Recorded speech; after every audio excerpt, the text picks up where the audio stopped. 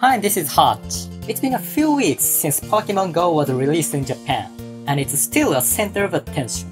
The game gained nearly 10 million users, and as you go out in Tokyo, you'll see many people playing it. But as attention grows, so has criticism. Researchers and authorities have collected data on smartphone use while walking, and traffic violations, and some people are reacting as though the game is a source of evil. I am finding it unfair.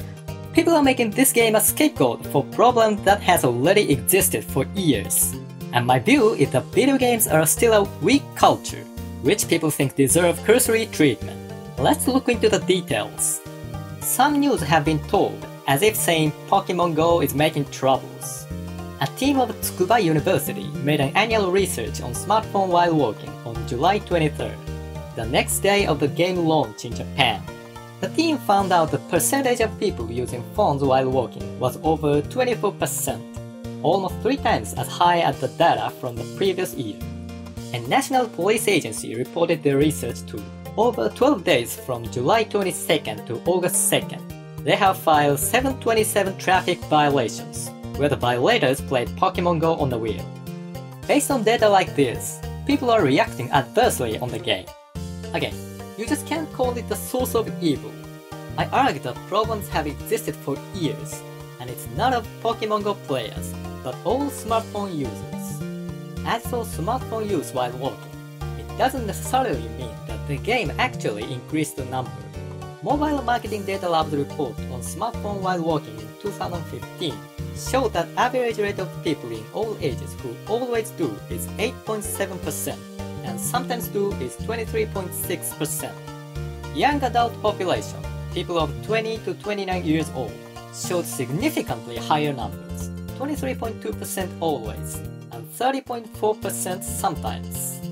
Aforesaid 3 times rise should be better explained by plainly adding always and sometimes people.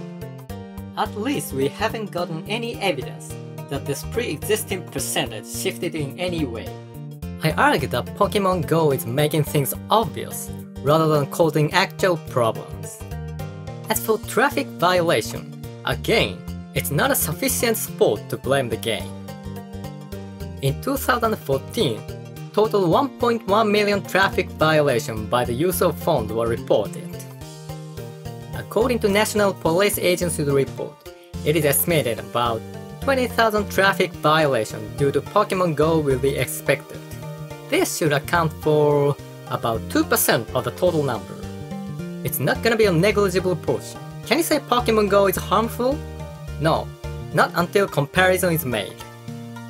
Before PokemonGO, apps like Facebook, Twitter, and Line have gained tens of millions of unique users in Japan.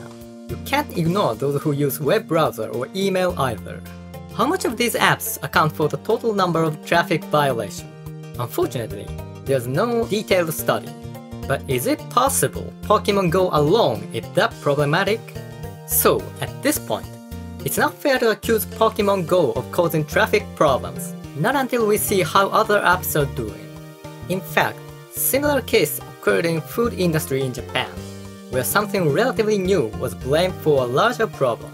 In 2008, following a choking incident of an infant, major campaign against a particular jelly product occurred.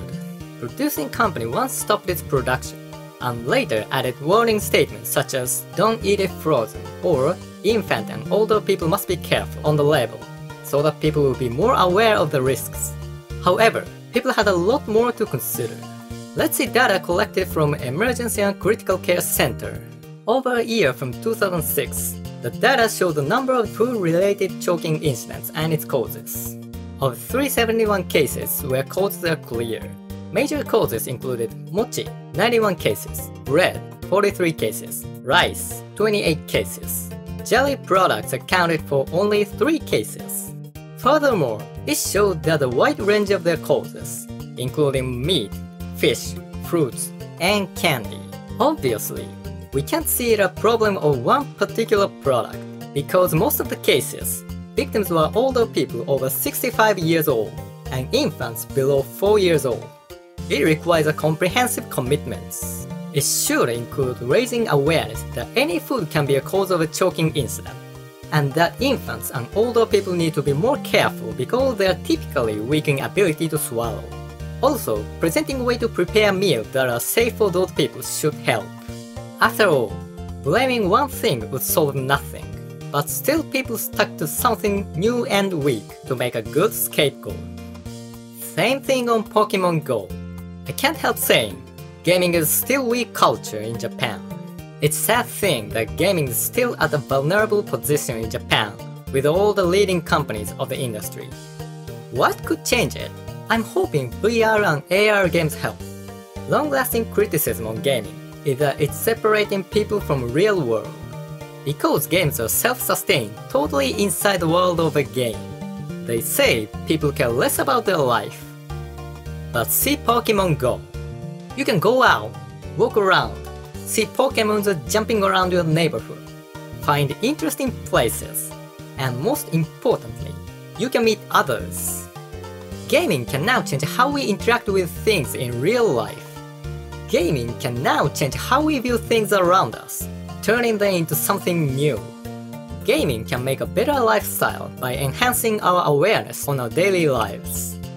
This way of evolution will lead people to find the value in gaming, and I hope eventually things get better for people and gaming industry. Thanks for watching. I'm making other shows related to Japanese voice acting and gaming in general. If you find this video interesting, please subscribe my channel and explore other videos. Until next time, Hutch signing out.